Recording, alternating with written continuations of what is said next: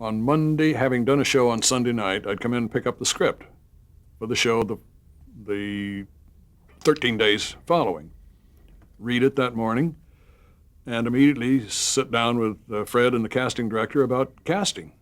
And the casting director would already begin lining up actors to come in that afternoon for readings. At the same time, having read the script, I'd get together with the designer, who was almost always Otis Riggs, chum from Yale days. And Odie would have had the chance, while we were in the studio doing the show or in the final stages of dry rehearsal, to have gotten the show in advance, to have already laid out a preliminary kind of a ground plan, or was doing it right then. We'd get together and we'd talk about how the sets were arranged, what kind of sets, how much did I need? Did I need a 3-wall set, or could I do it in a 2-wall set?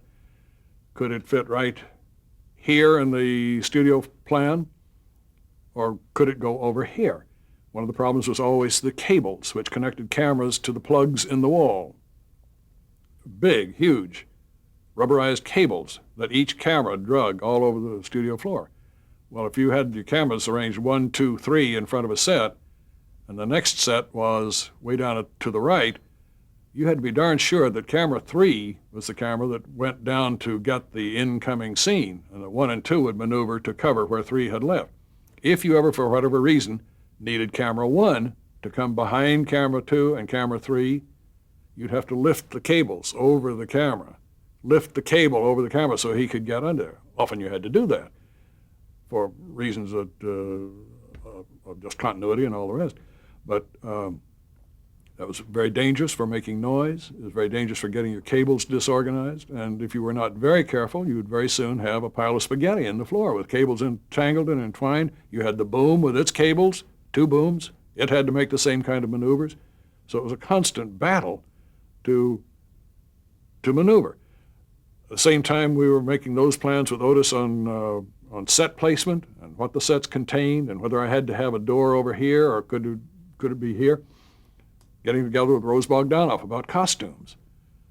Meanwhile, casting was going on primarily, and if there were any problems with the script, get together with the script writer and get him to work on whatever you saw together with Fred needed to be worked on.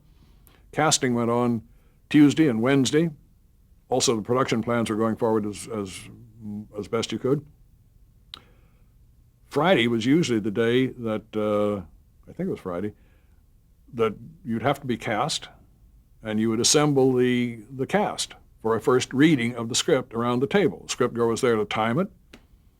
I would talk about the show, what we saw in it, what the sets were like, what the special problems were, etc. The actors had a chance to, hearing each other read for the first time, ask questions, debate points in the script that they didn't understand, that they wanted to talk about changes.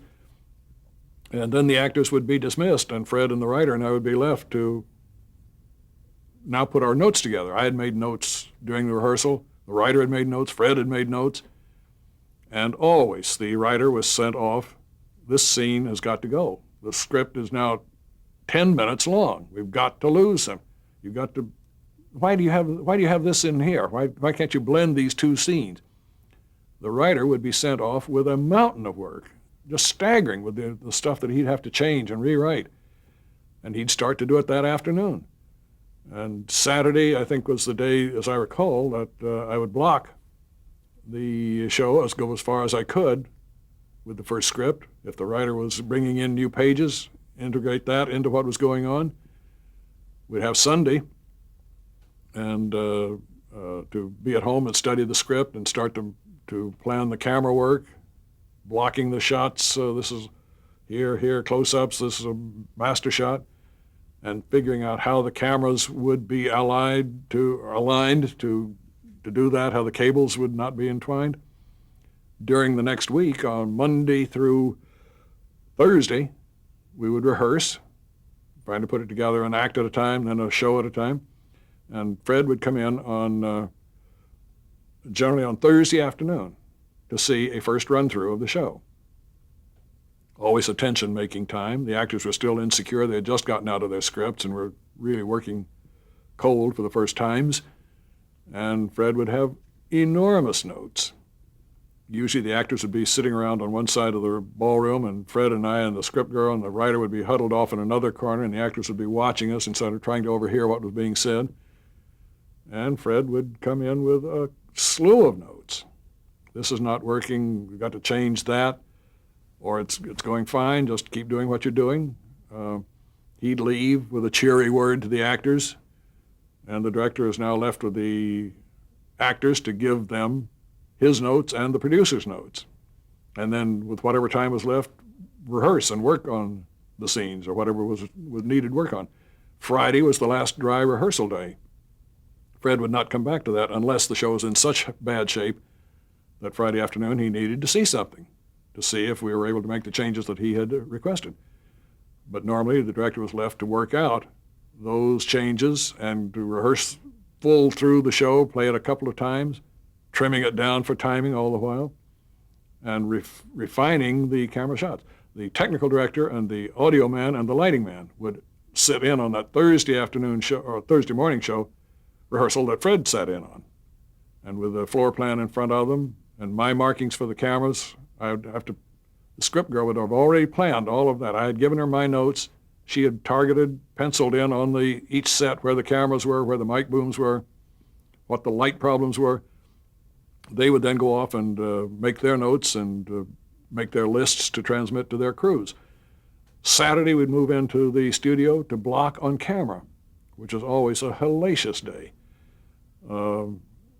We would be very lucky if we finished 2 of the 3 acts by Saturday afternoon. Finished blocking them, marking each shot on the floor, marking the actors. Pretty soon you had footprints and camera markings all over the studio. Saturday we would hopefully finish blocking 2 acts. If you're lucky, you'd get into the 3rd act. Sunday morning, come in close to noon, finish blocking Act 3, do a quick run-through, which was always stop and go, stop and fix, and usually would take the entire afternoon. Try to finish to have time enough for maybe a 2-hour break before you started dress rehearsal. You never did. Maybe you'd have an hour, maybe you'd have even less than that, before you started dress rehearsal, which meant the actors in makeup and wardrobe, all props there, everything ready to go, everything done on the show. And each dress rehearsal you would try to not stop, try to get through the show. Never did. You always would run into a major problem and have to stop, fix it, and go on. And again, you'd hope to have an hour before airtime in which to, after each of the rehearsals, Fred would have copious notes. I would have notes that I'd given to the script girl during the rehearsal. Rush those notes to the actors, give the technical notes to the technical director to give to the camera crew. I would be on the floor giving last notes to people in a frantic pace, and I'd hear Fred's voice on the loudspeaker, "Pappy, 2 minutes to air, get up here." And I'd go racing up the stairs and throw myself into the chair, and the second hand would be coming up to 9 o'clock, and you'd go on the air.